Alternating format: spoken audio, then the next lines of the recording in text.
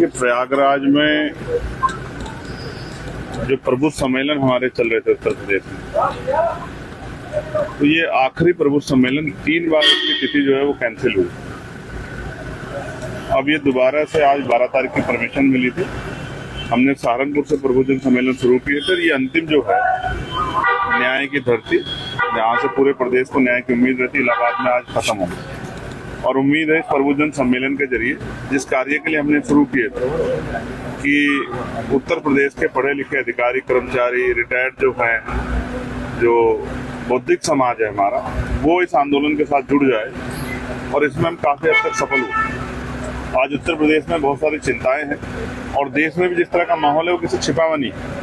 चाहे chief justice of India को जूता फेंकना हो, वो जूता चीफ जस्टिस ऑफ इंडिया के ऊपर नहीं पड़ा है, वो पूरे दलित पिछड़े समाज पे, बहुजन समाज के ऊपर पड़ा है। और ये आज की खोखली सरकारों के बड़े बड़े वादों का परिणाम कि कितना जो है द्वेष की भावना कमजोर वर्गों के प्रति देश की दूसरी विचारधारा के लोगों में, चाहे रायबरेली में हरिओम वाल्मीकि को पीट कर मार देना और उसके साथ ये ठाके लगा के हंसना कि हम बाबा के लोग हैं, ये बात इस बात का स्पष्ट उदाहरण है कि दलितों की हैसियत और दलितों की जान उत्तर प्रदेश में सुरक्षित नहीं।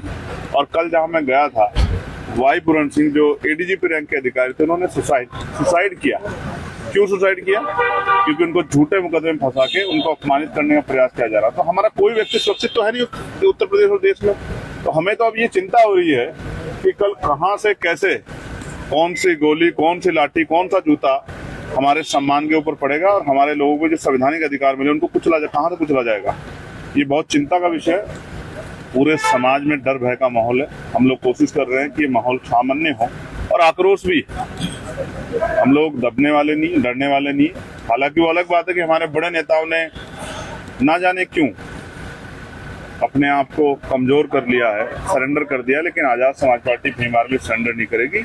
वो मजबूती से दलित, पिछड़े, मुसलमान, आदिवासी, अन्य हक वंचित समाज की लड़ाई को मजबूती से लड़ेगी उत्तर प्रदेश में भी और देश में। अभी अखिलेश जी ने कहा है कि जाति के आधार पर जो है वोट मांगे जा रहा है देश के। अभी रिसेंट अभी 1 घंटा पहले देखिए किसने क्या कहा है, इसका जवाब वही दे सकता है। लेकिन हाँ, जाति के आधार पर मारा जरूर जा रहा है। जाति पूछ के मारा जा रहा है, जाति बता के मारा जा रहा है, और ये तब तक चलता रहेगा जब तक कमजोर वर्गों के हाथ में शासन सत्ता नहीं आएगी। अभी उत्तर प्रदेश में मैं तो बड़ा चिंता में इसलिए हूँ। उत्तर प्रदेश में जिस जिले में आप जाओगे आपको समस्या समझ देगी, ये समस्या, लेकिन समाधान तो जनता के पास ही है ना। जनता ऐसी सरकारों को उखाड़ फेंके जो जिनकी वजह से समस्या पैदा हो रही है। आज यूपीएससी का एग्जाम है, कितने पेपर लीक हो रहे हैं, कहाँ नौजवानों को रोजगार मिल रहा है, कहाँ गरीबों की जान और उनकी बच्चों का सम्मान सुरक्षित है? कुछ भी तो सुरक्षित नहीं है। यही कौशाम्बी में क्या हुआ था, आपके सामने तो है सब कुछ। इस अन्याय के खिलाफ हम लोग लड़ेंगे और चैन से नहीं बैठेंगे। उनका कतरा माहपुरुषों के मिशन के नाम लगा देंगे और किसी तरह से स्वाभिमान से धोखा नहीं। मायावती ने रैली की हाल ही में शक्ति प्रदर्शन किया, किस तरह से रैली को देखा? उन्होंने तारीफ की सरकार की, अखिलेश जी कांग्रेस और सपा को निशाने पर लिया है। भाजपा को लेकर निशाने में नहीं लिया और आपने भी कोई बात। देखिए ऐसा है, हम उनका सम्मान करते हैं और पता नहीं क्यों ऐसा नजर आता है कि उनके ऊपर जैसे कोई राज उनका छिपा हुआ है, जैसे उनको डराया जा रहा है। मैं तो उनसे कहूंगा कि उनको डरने की जरूरत नहीं।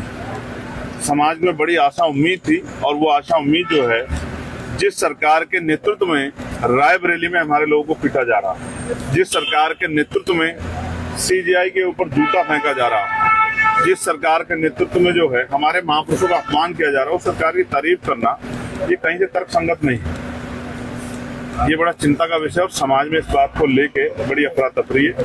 मैं लोगों से कहूंगा कि हिम्मत न हारे, उनकी नई ताकत को मैं आजाद समाज पार्टी में था। बिहार चुनाव में किस तरह से आपकी तैयारियां रहेंगी, क्या खास?